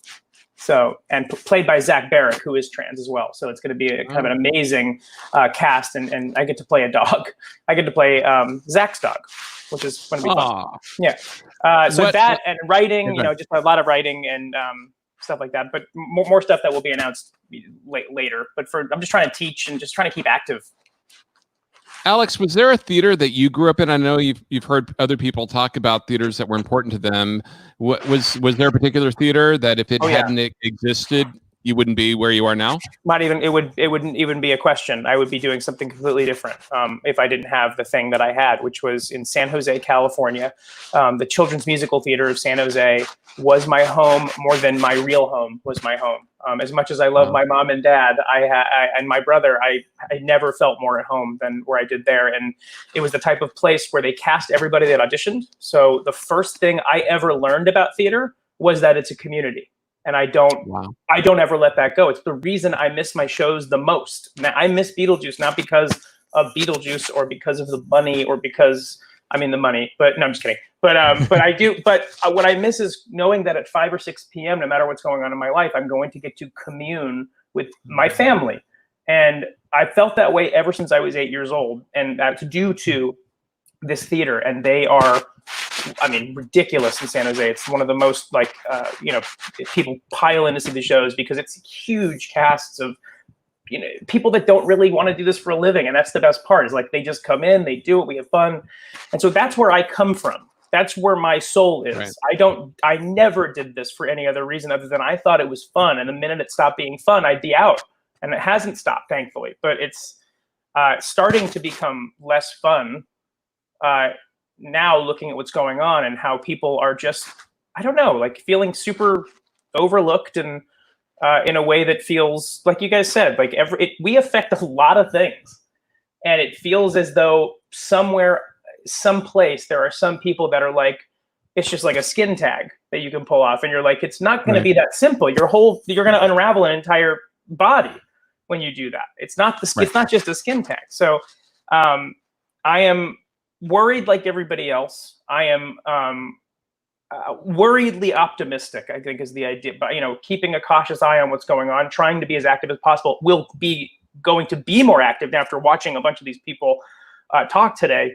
Right. And certainly look good, the action alert stuff, it's going to, I mean, the minute I have a moment of time right after this is going to be on my computer figuring out the things I can do. But I think here's what I think that we have a responsibility. I'm not sure if people have said this tonight, but we have a really big responsibility beyond anything else. I'm not the biggest news person, so I can't speak to the amazingness that Stokes and Annette Bening. I can't do that economy talk, and they're better at it than I am anyway, so I'm not going to try. But where I can help here is I think that we have a responsibility financially, soulfully, emotionally to the next number of generations coming up doing theater to know that we can't fail.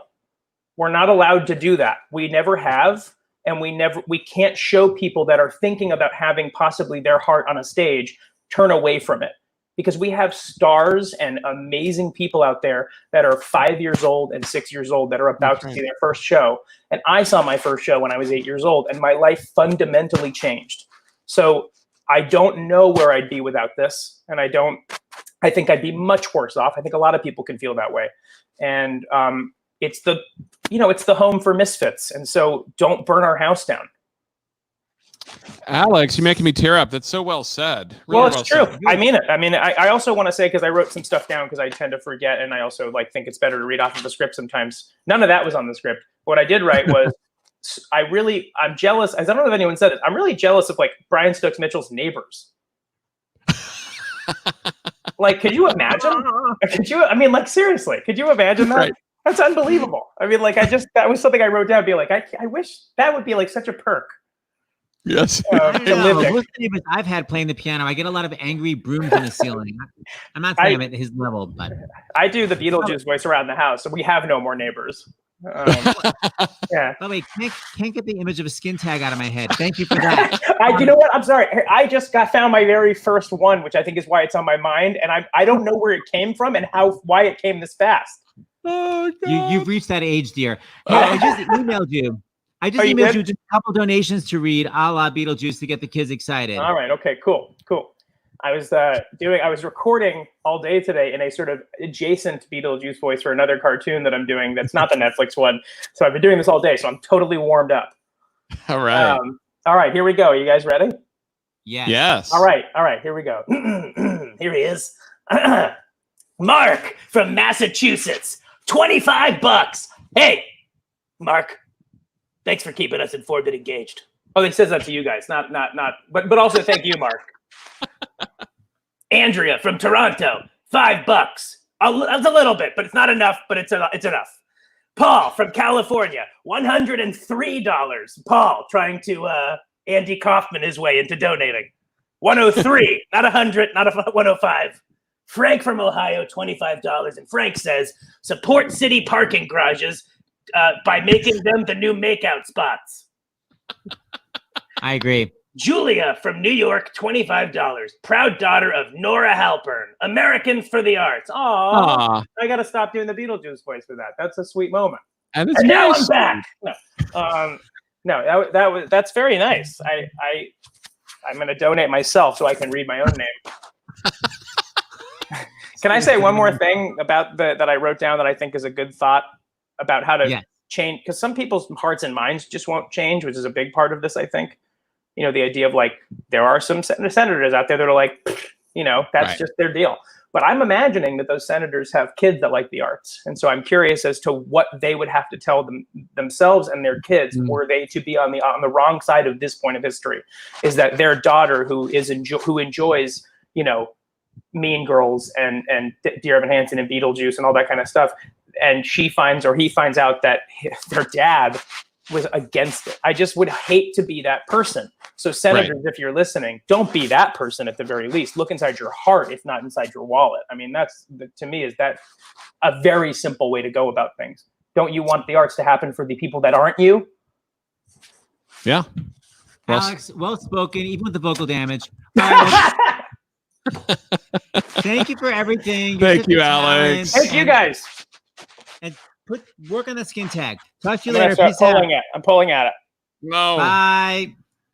All right. So what do we want to do for our next guest? Because we have Eduardo. Okay, great. Yeah, and then Okay, so we have Eduardo next, and then we have a certain violin virtuoso after that. I was gonna haul out my violin. My D string is broken. I'm gonna discuss it with Mr. Perlman when he's here. But first, let us bring on the ballet master himself, Eduardo Vilaro. Hello, Eduardo. Hi.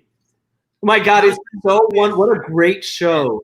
But your fifth position is great. So I should be dancing because we have singing, and I feel like I'm not gonna give you what you need right now. I'm so sorry. Not even like develope. There you go. Fifth position. Not marked. All right, we talk about ballet hispanico. No marking. I'm so inspired by everyone who has been on this show, and I just want to rip off what was just said because it is important for generations. I mean, the work that we do at Ballet Hispanico is so community and youth focused. And what I see on a constant basis, it's that ecosystem, that arts ecosystem, whose tendrils just sink into families. And for me, a kid from the Bronx who was saved by dance, and not because I saw a show, because an artist came into the classroom and gave us the opportunity to explore the world with our minds and our bodies and our music and say, you are worthwhile, you belong, and you have a voice. That's what's happening certainly in my communities and in communities of color. The arts lift you up. They lift you up and they take you to all over. I mean, I am blessed because I am one of those stories. And I know many other stories. And even the Mr. Ailey, you can just go one after the other. So I implore everyone who's watching to, yes, get up, go into your computer, send those messages, talk to your elected officials, because we need to save a place for the upcoming generation and the tendrils of families that will be connected because of that one child. You got training when you had immigrated with your family, right? When you were a child? I immigrated from Cuba when I was 6 years old. And you got training not because you spent a lot of money on classes, right? How did you get the training as a kid?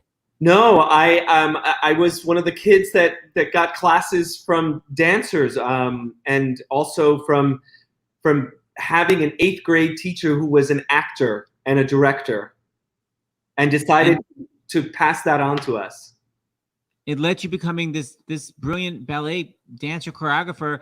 And if we cut all that funding, like we said, this whole generation, if it had been cut when you were a kid, you wouldn't be who you are today. I wouldn't be here. All right, so everybody go to starsinthehouse.com. There is the action alert. Eduardo, it's so great seeing you as usual. Always a pleasure being with you. You guys are amazing. I love this program today.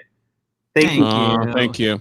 We love you too. And support Ballet Hispanico. Thank you. Bye. All right, so we're gonna bring on like I said, an up and comer. Again, you're using that joke. He just learned first and second position on a certain violin. He's learned a little bit of vibrato. Please welcome Mr. Itzhak Perlman.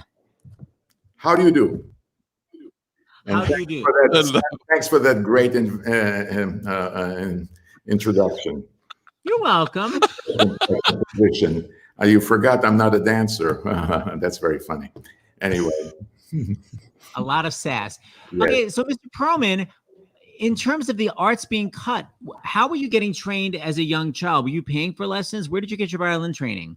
I got, in Israel, I was studying with the teacher there for the first 8 years. Then I came to the United States and studied at the Juilliard School. And I got, some scholarships and things like that. So that's how I got my training. I studied with 2 teachers, with Ivan Galamian and Dorothy DeLay.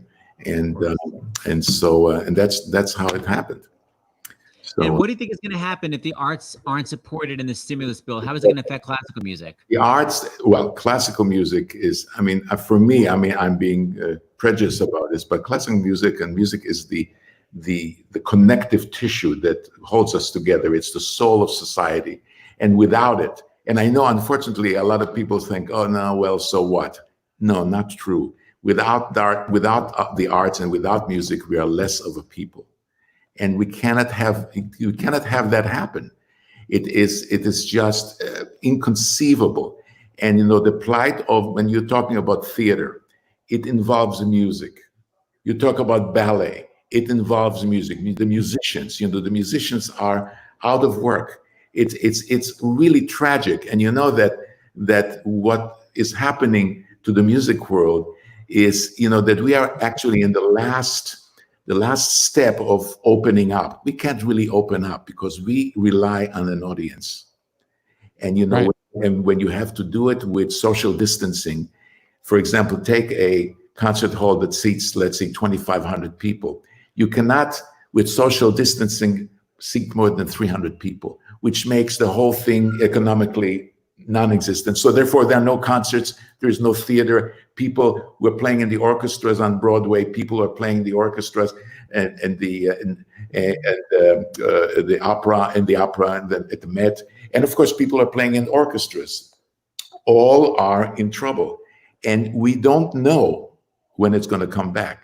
It's not like, it's not like sometimes, I'm not saying that other businesses have it much, much better, but we don't see an end to the tunnel right now. And so we need all the help that we can get from what they voted for us, just to keep the musicians afloat until we get a vaccine or things are coming back to normal. And I don't know whether normal will ever come back. There'll be a kind of a different kind of normal, I think. Who knows? Maybe I hope that I'm wrong. I hope that I'm wrong. And I also think about funding music schools and teaching, because if I lost a year of training on piano, I mean, what about all these young people that are losing their lessons? It's a whole generation. Yeah, and we're doing everything virtually, and we have, I'm teaching virtually. We have this music program that my wife started called the Perlman Music Program, and we are in the middle of that program where I basically teach virtually. But, virtually is very good up to a point. And then when the Wi-Fi takes over and decides, no, I'm not going to let you hear yourself in a proper way. I'm going to sound like, and then I'm going to actually freak, and go like that. And then, and sometimes I saw, as a violinist sometimes plays for me, and the audio stops and the video starts. And so as a result, all of a sudden they're going like that and they stop. And then afterwards, they play so fast to catch up to the audio. And you say, my God, did they play really so fast? No. It was the audio going blah, blah, blah, blah, blah, until they caught, like 5 seconds later. So we are at the mercy of that, but we're doing the best we can. But it's not the same as, face to face and so on and so forth. So it's very, very difficult. So we need all the help that we can get to go through this terrible time. And so I saw that people I know there are a lot of people saying, we can't think about music and the art. We have other more important things. This is very important. This is extremely important on so many levels that there is, you can't, it's all the walks of life. As I said, society would be much poorer if there was like a blank screen, or when there are empty, it's so funny. We've been watching baseball and, they have this sound effects, when somebody hits a ball and they put down the thing, like that, it's, we can't have that. We need the audience. And if the audience is not there, we cannot operate. So we need people to realize that and to do that, to do the proper help, I don't know if you heard, but, in the UK, they just gave grants of about £1.5 billion pounds for the arts. Yeah. Why can't we do that? Exactly. Why can't we do that?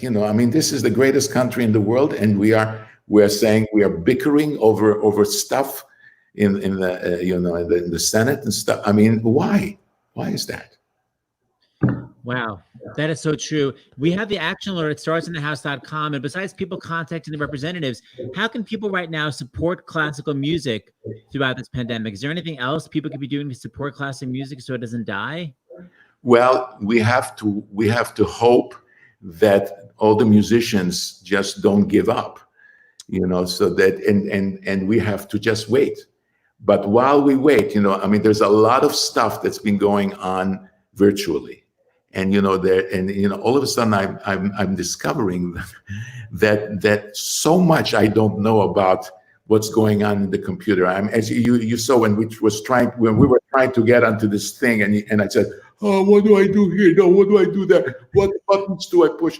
All of a sudden I'm becoming a total idiot when it comes to, going on the internet.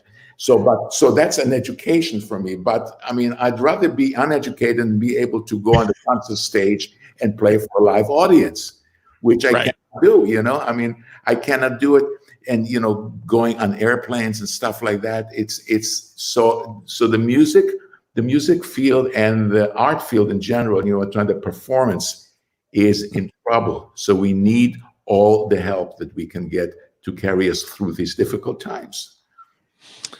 Oh, thank you so much for coming on today. And before you go, I am a classical pianist, but have a little bit of violin training. Will I ever not hate using fourth finger? It kills me. Does it always hurt? No, it doesn't hurt, but it only hurts you because you're always reluctant to use it. So you're not used to it. A lot of kids, don't like to use the fourth finger, but you have to practice. I know you never practice. That's the problem. How did you know? Wow, master teacher. That's why. I look at you and I say, did not practice. You are the Gene Dixon of classical music. Okay, Mr. Perlman, so amazing having you here. Thank you. Such an honor, really. Pleasure. Good luck to all of us. Thank you. Yes. Yes, please. Thank you. Thank you. Wow, how cool was that, man? First time we've ever met him. Oh, so incredible. Oh my gosh. Okay, we have 3 more guests. So Marc, we're going to save you. Because Raina's coming on with Marc. Okay. So cool. We're going to first bring on, we all know him as the Danny understudy from the 1994 Grease revival. Please welcome Mr. Hunter Foster. Oh, the Grease Danny understudy? Really? Yeah, that's what you're known as, aren't you? Yes, that's what I'm known as. So I have to say, I heard that you did the Rizzo reunion. Yes. Recently, which is amazing.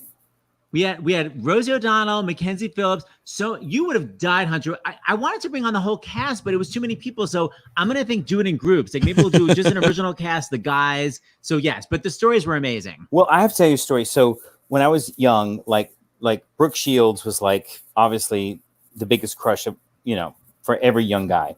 And so the first day when I was an understudy, and so I met Brooke Shields, and I'm like, hi, I'm Hunter. And she's like, I'm Brooke Shields. And she's like, I have a boyfriend and he's a tennis player. And I'm like, I know. He's Andre Agassi. It was the weirdest day, meeting her for the first time. Yes, she took over for Rizzo. Hunter was, of course, originally Roger.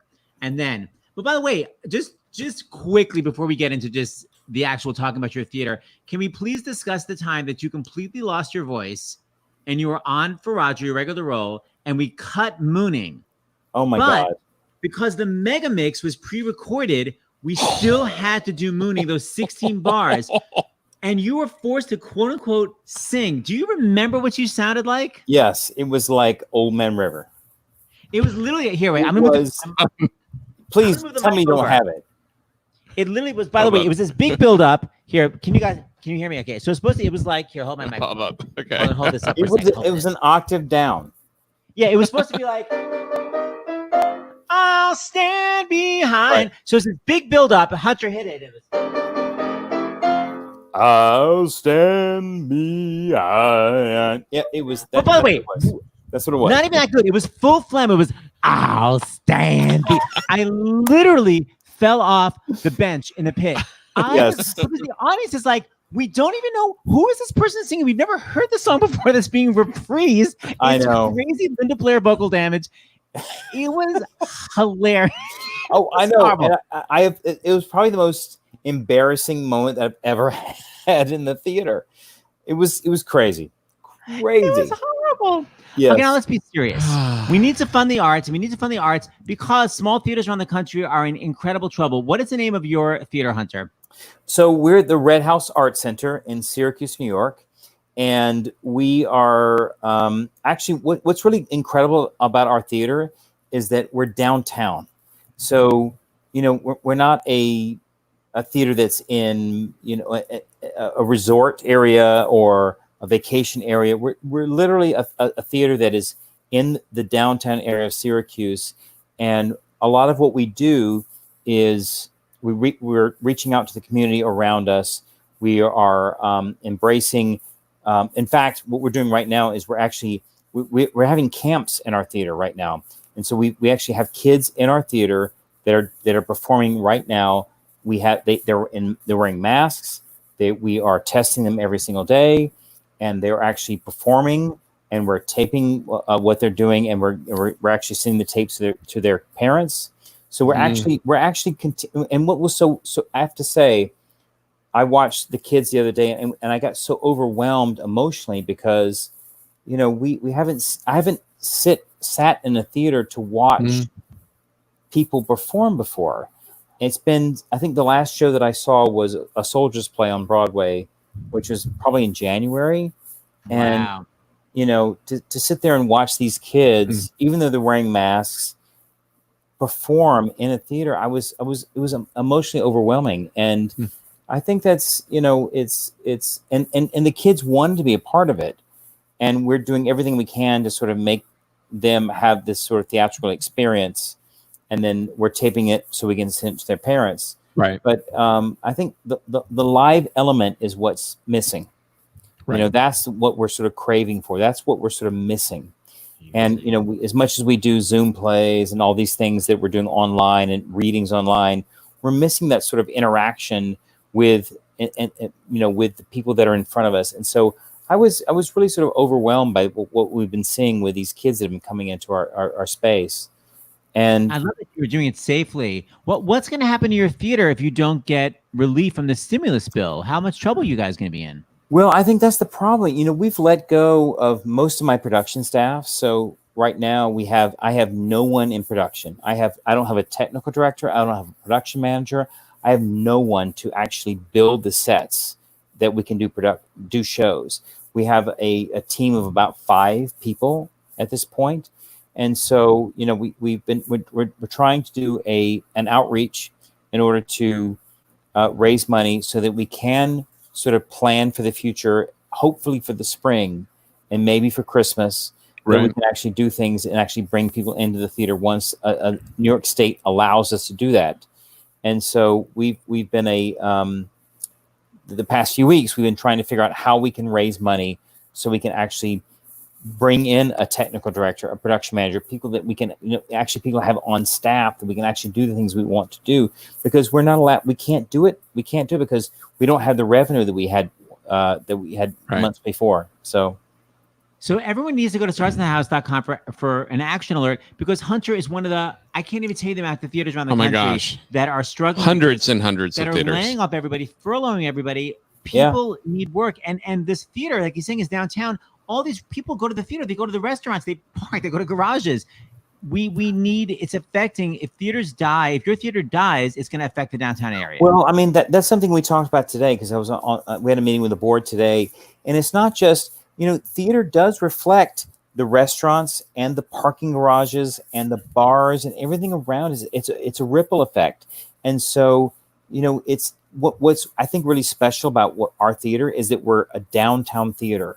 We're literally right in the heart of downtown Syracuse, and it's important for us to survive, because we have such outreach to not only the community that comes to see the shows that we produce, but also the schools that are around us.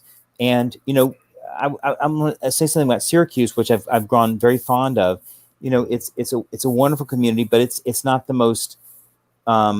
There's some economic disparity in our community, and our education program reaches out to these schools, and it gives life to people who believe that they don't have a future. You know, we actually do things for these kids that are 14, 15-year-olds and thinking, I have no future. I have no life. I don't know what I'm going to do. And sitting there saying, you know what? You can be a scenic designer. You can be a costume designer. You can be a lighting designer. You can be an actor. The theater is a way for you to actually have a future, a job. And so, especially in the time that we're living in, you know, I think it's important that a theater such as ours, that we're so much a part of a community such as Syracuse, that it's vital for us to have to continue to do what we can, to continue to do the things that we're doing, because it's only going to help our community. It's going to help our community grow. It's only going to reach out to the people that need us, the young people, and help them grow, help them become artists in the future. Yeah. So we really need as much support as we can. So it's not just Broadway, people. So you go to starsinthehouse.com. It is everywhere. It is across this country. Starsinthehouse.com for the action alert. Hunter, so great seeing you. Hunter. As usual. Yes. Thank you. Thank you. Peace out. See you next time, I'm sure. And finally, I have two very talented Jewish men to add to the Judaica. Please welcome Randy's fixing his hair. First, Marc Shaiman is being filmed from above for a better angle. I like it. I like it. And then Stars in the House was not nominated for an Emmy, but Randy Rainbow was. Yes. Yay, Randy. How does it feel? This is your second Emmy nomination, right, Randy? Second nomination. Can you believe me? And do you think do you think you deserve it? Seth, first of all, you just had Hunter Foster on. How many times have you interviewed me? 97 times, and asked me what parts I played in high school. And I always bring up Hunter Foster and tell you I played Roger and thank you, Hunter Foster. And I tell him this story every time that I listen to Hunter Foster on the cast album, The Revival, and studied you and played the role, and he didn't even bring it up to you. I love my God, Foster. Hunter, Randy played your role in high school. Too late. I am. Oh my God, I'm honored. Hunter, I've been studying you for years. Have you been? Oh my God, I'm blown away. True. Because I watch your things all the time. That means so much to me. Oh my God, everybody loves you. I mean, I wanted to be Sandy. Let's be real, but well, who doesn't? Randy, are you wearing pajamas? Yes, this is my last stop of the night. And you go to hell if you have a problem with it. I took off my brassiere, I told you, in the green room. In the green room. Me and Randy are idiots up here. We've been in the green room discussing things. We've been looking for like there's no coffee and cake, like there's no table with dessert. Back here. The green room is your own stupid house. Okay, so that's why, Marc. We didn't know that. I'm leaving you up here, Hunter, to add some non-Jewishness. Please, Marc. Non-Jewishness. Well, there's so much Judaica. Hunter Foster isn't a Jew. It's the most goyish of first and last name. Hey, Marc Shaiman, talk about when you were a kid. Community theater, regional theater, what? I think I told you. I mean, we didn't. I had these two ladies in my township who saw that no one was putting on musicals, so they did it in the summer, and thank God for them. Judy Cole and Manya Unger. They changed my life. I mean, if it wasn't for them, I don't know what. Because that's another thing I've been thinking of as I've been watching the show. To have pity for us poor people in the arts, because we can't do anything else. I cannot do anything else besides what I do, what God blessed me and these other fellows here. But I can't do nothing else. I can barely tie my shoe. I can't do anything. I know what you mean. Yeah, but by the way, you do it very well. Randy Rainbow, what about you? Community theater, regional theater? Well, I played Roger in Greece when I was in high school. You want to do it again? Do you want to do it? Do you want to do a duet? Should I just submit my resume? Oh my God, Hunter! No, I'm not prepared. But we have to plan something, and we'll do it. Let's do it. I'll hook you guys up. I'll send you an email. No, I insist. Yes, regional theater, community theater, all of it. I worked on a cruise ship. I sang in the Mermaid Lounge. We talked about that. What was the name? What? Well, I'm just curious about the stimulus bill. Like, what was the name of your community theater, regional theater? Like, which would be effective?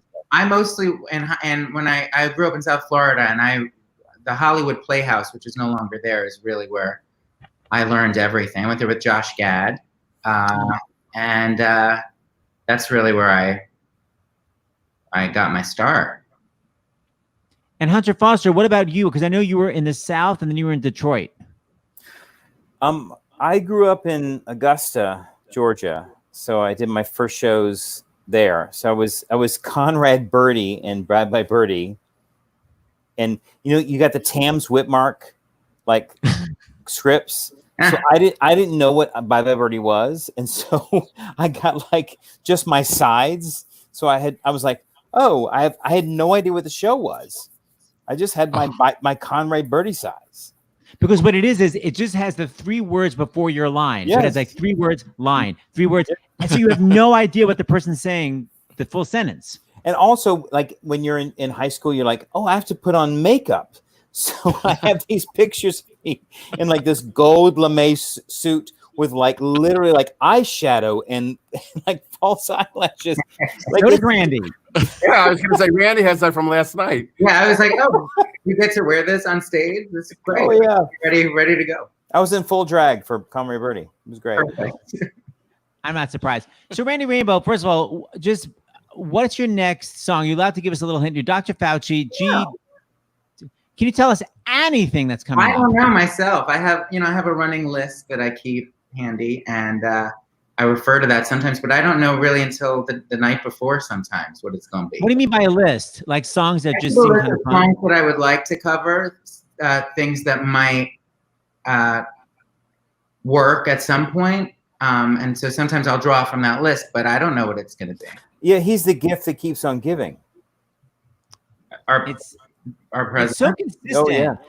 Yeah. Like Randy, well, do you ever think like when you put out a song, are you like a nervous wreck when it first comes out? Like, oh my God, this is going to be the one that's not funny? Because it's always every hilarious. one of them, everyone, because I work totally alone. I have no editor. I have no co-writer. I have no director. I have no nothing.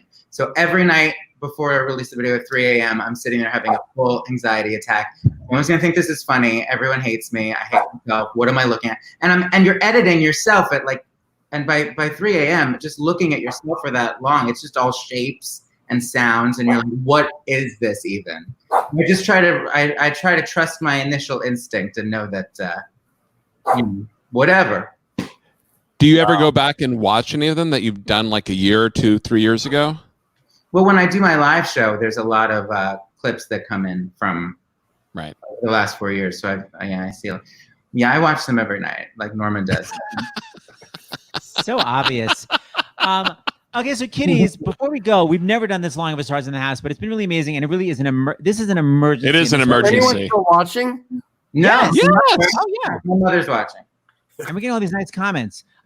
Okay, so by the way, so Randy, you made a big deal. You have a big announcement coming tomorrow. Can you just make the announcement now? Sure. How many people are watching 6? Let's do it now. Why save it for the talk on CBS tomorrow at 2 p.m. Eastern? Yeah, I have an announcement. It's fun. It's a good one. It's fun. It's about an upcoming project, and I will announce it with Sharon Osbourne tomorrow at 2 o'clock Eastern. Oh my God. Someone has a very direct comment. Randy Rainbow looks good. It's always Giselle. It's never John. Sorry. All right. So Marc Shaiman, you said you were going to play us Act 2 from Hairspray. So we've got a full hour. No, but I did prepare a ballad for you. Yes, please. No, we're sorry. We haven't time. I didn't know I'd be doing it in front of Hunter Foster and Randy Rainbow, but oh yes, it's an old song from 1929 from a Broadway show called Great Gay. A beautiful song. I've rewritten the second verse because the second verse sort of needs to be rewritten nowadays. So I wrote it for the current world we're living in. Now, you know, my singing voice is a Jewish cry for help, but I'm still going to sing a ballad. Mark, shall I just sing? Yes, please. Yes. Can you hear that piano? Without a song, the day would never end. Without a song, the road would never bend. when things go wrong. A man ain't got a friend without a song. Our street of dreams longing to take a bow. Our street of dreams seems quite deserted now. Dear God, it seems that street's no good, no how, without a song. I've got my trouble and woe, but sure as I know, the Jordan will roll. We'll get along as long as the song is strong in our soul. I'll never know what makes the rain to fall. I'll never know what makes the grass so tall. I only know there ain't no love at all without a song.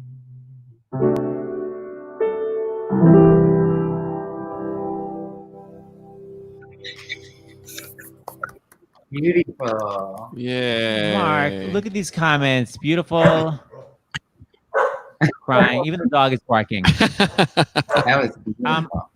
That was so great. Marky, we love having you here. It's your 5th appearance. Randy, your 2nd appearance. Hunter, your 3rd. Thank you, guys. Everybody, don't forget how you can help out. You go right to our website, which is starsinthehouse.com. There's an action alert. Because literally without a song, it's such a perfect song, Mark. What's going to happen if the arts are killed, man? I don't know what's going to happen. It's so scary. I'm sorry, I'm Debbie Downer. Yeah, I don't know. I mean, just thousands of people not knowing what they're going to do next week, you know? Well, everyone go to starsinthehouse.com. It's something you can do because we don't know what's going to come. We do know what we can do tonight. Sorry, I felt I needed to bring... Actually, we have our closing I'd credits. say, you want to play us out? And we have no Mark? music for it. So why don't you play for our closing credits? Where the hell are they? What the hell are they? I know, right? Video clips down there, I think. Right. Let's see. That's what they are? No, they were there. Oh, there they are. End credits. And Mark, hit it, Mark. hit it! Thank you, Randy. Thank you, Hunter. Thank you, Mark. Why didn't Itzhak Perlman play violin? I was waiting for hours, it seems, but he didn't play. He's much smarter than me. Oh, Itzhak Perlman, he's the man for me. There have been lots of Jews tonight. Showbiz, I guess it's true, it's full of Jews. Yeah. Oh, God, I don't know how much longer I can go. How much longer are these credits? Oh, how much longer can I go? Right there.